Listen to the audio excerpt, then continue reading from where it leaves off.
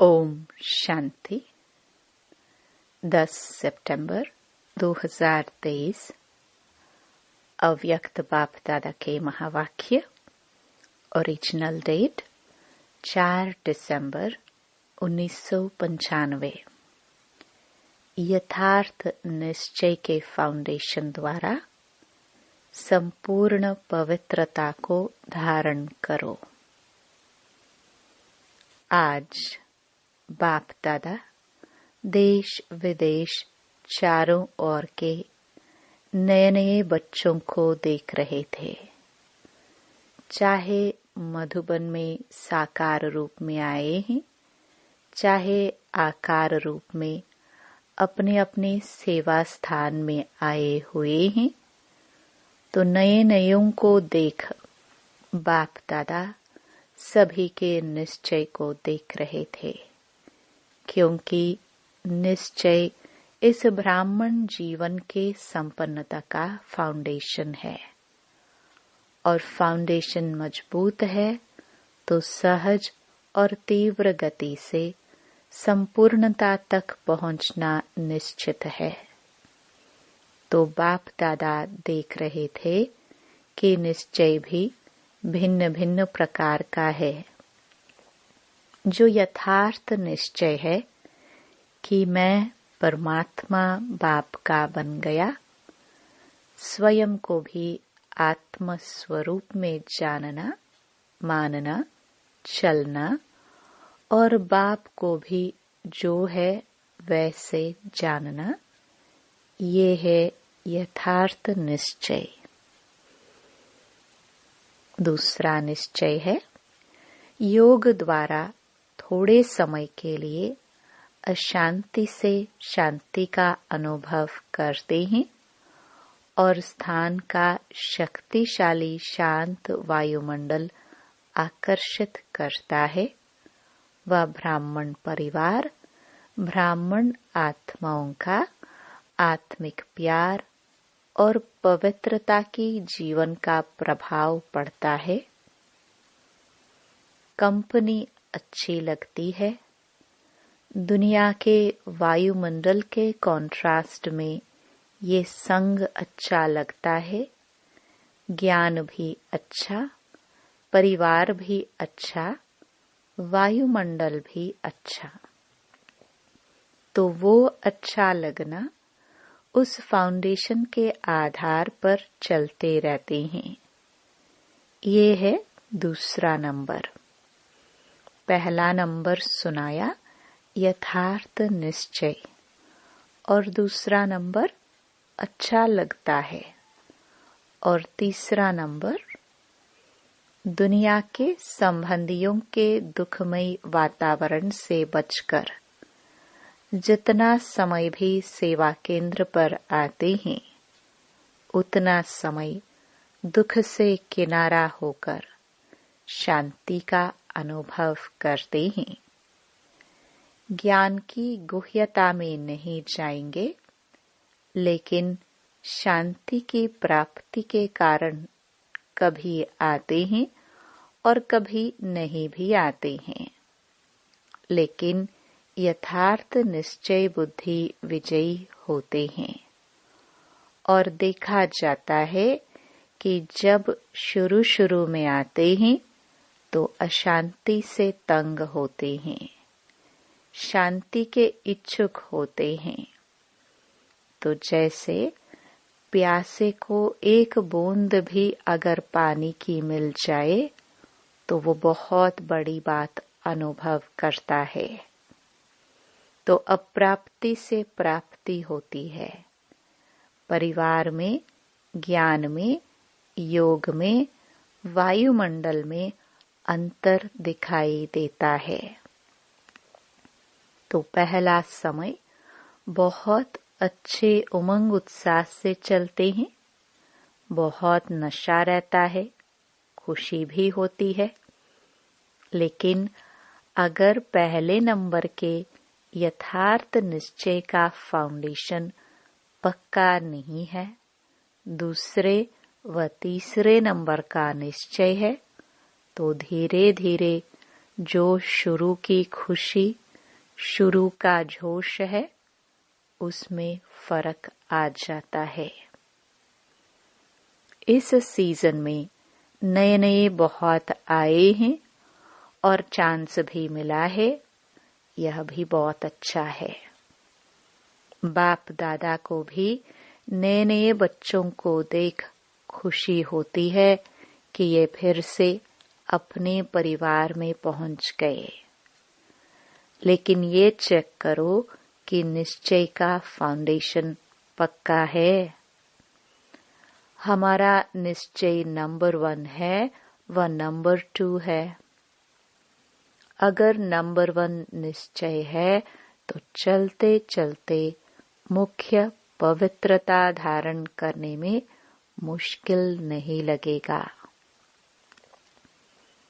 अगर पवित्रता स्वप्न मात्र भी हिलाती है, हलचल में आती है, तो समझो नंबर 1 फाउंडेशन कच्चा है, क्योंकि आत्मा का स्वधर्म पवित्रता है।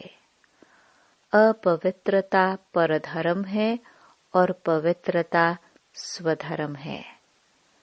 तो जब सब स्वधर्म का निश्चय हो गया तो परधर्म हिला नहीं सकता।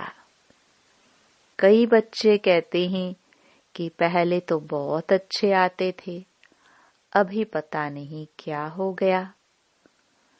तो क्या हो जाता है कि बाप जो है जैसा है वैसे अनुभव में नहीं लाते। अगर पूछेंगे कि बाप साथ है तो हाथ सब उठाएंगे। हाथ उठाना तो बहुत सहज है, लेकिन बाप साथ है तो बाप की पहली पहली जो महिमा करते हो कि वो सर्वशक्तिमान है, ये मानते हो या सिर्फ जानते हो? तो जब सर्वशक्तिमान बाप साथ है तो सर्वशक्तिमान के आगे अपवित्रता आ सकती है? नहीं आ सकती। लेकिन आती तो है, तो आती फिर कहाँ से है? कोई और जगह है? चोर लोग जो होते हैं वो अपना स्पेशल गेट बना लेते हैं। चोर गेट होता है, तो आपके पास भी छिपा हुआ चोर गेट तो नहीं है? चेक करो। नहीं तो माया आई कहाँ से? ऊपर से आ गई? अगर ऊपर से भी आ गई तो ऊपर ही खत्म हो जानी चाहिए। कोई छिपे हुए गेट से आती है जो आपको पता नहीं पड़ता है, तो चेक करो कि माया ने कोई चोर गेट तो नहीं बनाकर रखा है। और गेट बनाती भी कैसे हैं मालूम है? आपके जो विशेष स्वभाव व संस्कार कमजोर होंगे ना, तो वही माया अपना गेट बना देती है। क्योंकि जब कोई भी स्वभाव व संस्कार कमजोर है तो आप कितना भी गेट बंद करो, लेकिन कमजोर गेट है। तो माया तो जानी जाननहार है, उसको पता पड़ जाता है कि ये गेट कमजोर है। इससे रास्ता मिल सकता है तो मिलता भी है। चलते चलते अपवित्रता के संकल्प भी आते हैं, बोल भी होता है, कर्म भी हो जाता है। तो गेट खुला हुआ है ना, तभी तो माया आई। फिर साथ कैसे हुआ? कहने में तो कहते हो कि सर्वशक्तिमान साथ है, तो ये कमजोरी फिर कहाँ से आई? कमजोरी रह सकती है? नहीं ना। तो क्यों रह जाती है? चाहे पवित्रता में कोई भी विकार हो, मानो लोभ है। लोभ सिर्फ खाने पीने का नहीं होता। कई समझते हैं हमारे में पहनने, खाने या रहने का ऐसा कोई आकर्षण नहीं है। जो मिलता है, जो बनता है, उसमें चलते हैं। लेकिन जैसे आगे बढ़ते हैं तो माया लोभ भी रॉयल और सूक्ष्म रूप में लाती है। वो रॉयल लोभ क्या है?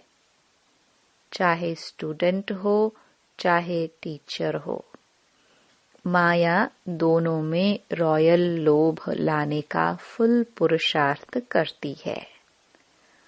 मानो स्टूडेंट है, बहुत अच्छा निश्चय बुद्धि, सेवाधारी है, सब में अच्छा है, लेकिन जब आगे बढ़ते हैं तो ये रॉयल लोभ आता है कि मैं इतना कुछ करता हूँ, सब रूप, सब तरह से मददगार हूँ, तन से, मन से, धन से, और जिस समय चाहिए उस समय सेवा में हाजिर हो जाता हूँ।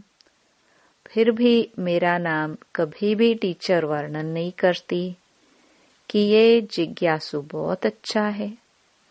अगर मानो ये भी नहीं आवे तो फिर दूसरा रूप क्या होता है? अच्छा, नाम ले भी लिया तो नाम सुनते सुनते मैं ही हूँ, मैं ही करता हूँ, मैं ही कर सकता हूँ, वो अभिमान के रूप में आ जाएगा। या बहुत काम करके आए और किसी ने आपको पूछा भी नहीं, एक गिलास पानी भी नहीं पिलाया, देखा ही नहीं, अपने आराम में या अपने काम में बिजी रहे, तो ये भी आता है कि करो भी और पूछे भी कोई नहीं। तो करना ही क्या है? करना या ना करना एक ही बात है। पूछने वाला तो कोई है नहीं। इससे आराम से घर में बैठो, जब होगा तब सेवा करेंगे। तो ये भिन्न भिन्न प्रकार का विकारों का रॉयल रूप आता है। और एक भी विकार आ गया ना, मानो लोभ नहीं आया, लेकिन अभिमान आ गया, या अपने मानने तक का हमारी मान्यता हो, उसका भान आ गया, तो जहाँ विकार होता है वहाँ उनके 4 साथी छिपे हुए रूप में होते हैं। और एक को आपने चांस दे दिया तो वो छिपे हुए जो है वो भी समय प्रमाण अपना चांस लेते रहते हैं। फिर कहते हैं कि पहले जैसा नशा अभी नहीं है, पहले बहुत अच्छा था, पहले अवस्था बड़ी अच्छी थी, अभी पता नहीं क्या हो गया है। माया चोर गेट से आ गई, ये है पता, ये नहीं कहो पता नहीं। और टीचर को भी आता है। टीचर को क्या चाहिए? सेंटर अच्छा हो, कपड़े भले कैसे भी हो, लेकिन सेंटर थोड़ा रहने लायक तो अच्छा हो।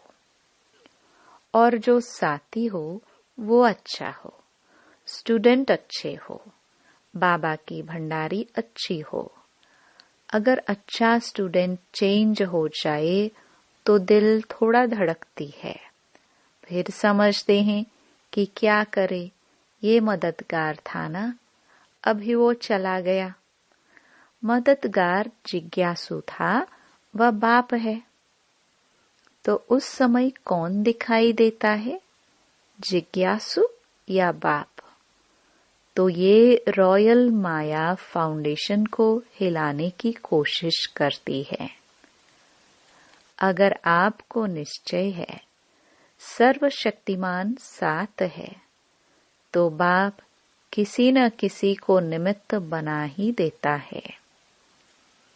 कई फिर सोचते हैं हमें कम से कम एक बार आबू की कॉन्फ्रेंस में या किसी बड़ी कॉन्फ्रेंस में चांस मिलना चाहिए।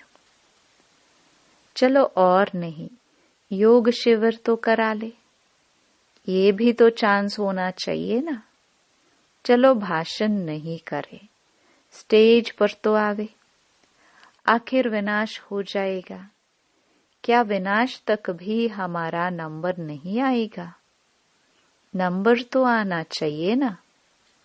लेकिन पहले भी बाप दादा ने सुनाया कि अगर योग्य है, चांस मिलता है तो खुशी से करो, लेकिन ये संकल्प करना कि हमें चांस मिलना चाहिए, ये भी मांगना है।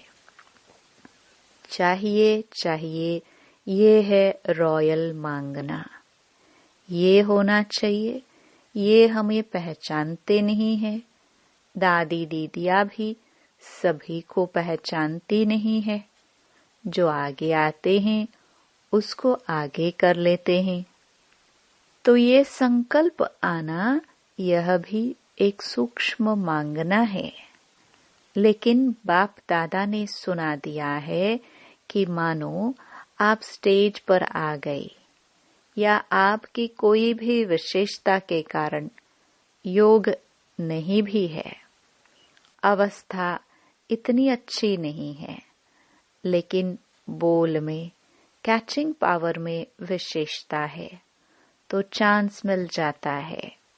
क्योंकि किसी की वाणी में मिठास होता है, स्पष्टता होती है और कैचिंग पावर होती है, तो यहाँ के वहाँ के मिसाल वगैरह कैच करके सुनाते हैं, इसलिए उन्हों का नाम भी हो जाता है।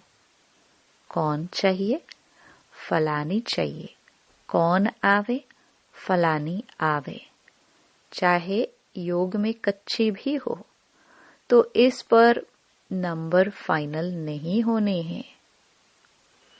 जो फाइनल नंबर मिलेंगे वो ये नहीं होगा कि इसने कितने भाषण किए या इसने कितने स्टूडेंट व सेंटर बनाए हैं, लेकिन योग्य कितनों को बनाया है। सेंटर बनाना बड़ी बात नहीं है, लेकिन योग्य कितने आत्माओं को बनाया। नाम हो गया 30 सेंटर की इंचार्ज, और 30 में से 15 हिल रहे हैं, 15 ठीक है, तो फायदा हुआ या सिर्फ नाम हुआ?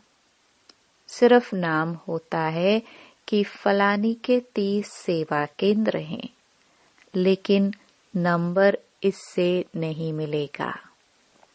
फाइनल नंबर जितनों को सुख दिया, जितना स्वयं शक्तिशाली रहे, उसी प्रमाण मिलेंगे। इसलिए ये भी चाहिए खत्म कर दो, नहीं तो योग नहीं लगेगा। रोज यही देखते रहेंगे कि फलानी जगह प्रोग्राम हुआ, मेरे को फिर भी नहीं बुलाया। अभी परसों यहाँ हुआ, कल वहाँ हुआ, आज यहाँ हुआ, तो योग लगेगा या गिनती होती रहेगी? तो मुख्य बात है, जो यथार्थ निश्चय है उसको पक्का करो।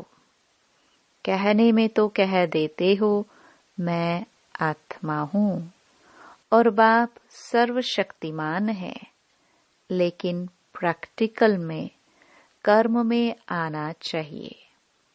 बाप सर्वशक्तिमान है, लेकिन मेरे को माया हिला रही है, तो कौन मानेगा आपका बाप सर्वशक्तिमान है? क्योंकि उससे ऊपर तो कोई है नहीं।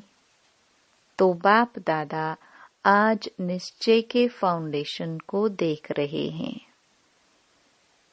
चाहे नए हैं, चाहे पुराने हैं, लेकिन इस निश्चय के फाउंडेशन को प्रैक्टिकल में लाओ और समय पर यूज करो। समय बीत जाता है, फिर बाप के आगे पश्चाताप के रूप में आते हो। क्या करे बाबा, हो गया, आप तो रहमदिल हो, रहम कर दो। तो ये क्या हुआ? ये भी रॉयल पश्चाताप है। साथ है तो किसी की हिम्मत नहीं है। निश्चय बुद्धि का अर्थ ही है विजयी। अगर कोई हिसाब किताब आता भी है तो मन को नहीं हिलाओ, स्थिति को नीचे ऊपर नहीं करो। चलो आया और फट से उसको दूर से ही खत्म कर दो। अभी योद्धे नहीं बनो। कई अभी निरंतर योगी नहीं है। कुछ समय योगी हैं और कुछ समय युद्ध करने वाले योद्धे हैं। लेकिन अपने को कहलाते क्या हो? योद्धे कि योगी? कहलाते तो सहज योगी हो। तो नए जो भी आए हैं उनको बाप दादा फिर से भाग्य प्राप्त करने की मुबारक देते हैं। लेकिन मुबारक के साथ ये चेक भी करना कि फाउंडेशन नंबर 1 है या नंबर 2 का है। कई कहते हैं ज्ञान योग बहुत अच्छा लगता है। अच्छा है, वो तो ठीक है, लेकिन कर्म में लाते हो। ज्ञान माना आत्मा परमात्मा ड्रामा, ये कहना नहीं। ज्ञान का अर्थ है समझ। समझदार जैसा समय होता है वैसे समझदारी से सदा सफल होता है। कभी भी देखो, जीवन में दुख आते हैं तो क्या सोचते हो? पता नहीं मुझे यह क्यों नहीं समझ में आया, यही कहेंगे। तो समझदार हो, ज्ञानी हो? बोलो हाँ या ना। हाँ जी, हाँ तो बहुत अच्छे बोलते हैं। समझदार की निशानी है कभी धोखा नहीं खाना। ये है ज्ञान की निशानी और योगी की निशानी। सदा क्लीन और क्लियर बुद्धि। क्लीन भी हो और क्लियर भी हो। योगी कभी नहीं कहेगा पता नहीं पता नहीं। उनकी बुद्धि सदा ही क्लियर है। और धारणा स्वरूप की निशानी है सदा स्वयं भी डबल लाइट। कितनी भी जिम्मेवारी हो लेकिन धारणा मूर्त, सदा डबल लाइट। चाहे मेला हो चाहे झमेला हो, दोनों में डबल लाइट। और सेवाधारी की निशानी है सदा निमित्त और निर्माण भाव। तो ये सभी अपने में चेक करो। कहने में तो सभी कहते हो ना कि चारों ही सब्जेक्ट में गॉडली स्टूडेंट हैं, तो निशानी दिखाई देनी चाहिए। तो नए नए क्या करेंगे? अपने निश्चय को और पक्का करना। नहीं तो फिर क्या होता है? 2 साल चलेंगे, 3 साल चलेंगे, फिर वापस पुरानी दुनिया में चले जाएंगे। और फिर जो वापस जाते हैं वो उस दुनिया में भी सेट नहीं हो सकते हैं। न इस दुनिया के रहते न उस दुनिया के। इसलिए अपना फाउंडेशन बहुत पक्का करो। अनुभव करो सर्वशक्तिमान बाप साथ है। बस एक बात भी अनुभव किया तो सब में पास हो जाएंगे। देखो, आजकल प्राइम मिनिस्टर है, मिनिस्टर है, उसके साथ का भी नशा रहता है ना। ये तो सर्वशक्तिमान है। अच्छा, चारों ओर के सदा श्रेष्ठ भाग्यवान भाग्य विधाता को अपना बनाने वाले ऐसी श्रेष्ठ आत्माओं को सदा बाप दादा की श्रीमत को सुना और किया। ऐसे सर्व सपूत बच्चों को सदा सेवा में अचल रहने वाले, झमेला मुक्त और परमात्म मिलन मेला मनाने वाले सभी बच्चों को बाप दादा का याद प्यार और नमस्ते। अच्छा, डबल विदेशियों को डबल नशा है ना। डबल विदेशी अर्थात डबल लाइट, डबल नशा और डबल बाप दादा और परिवार के प्यारे। समझा? वरदान। अपनेपन के अधिकार की अनुभूति द्वारा अधीनता को समाप्त करने वाले सर्व अधिकारी भव।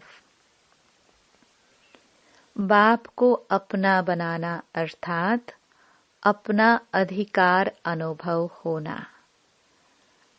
जहाँ अधिकार है वहाँ न तो स्वयं के प्रति अधीनता है, न संबंध संपर्क में आने की अधीनता है, न प्रकृति और परिस्थितियों में आने की अधीनता है।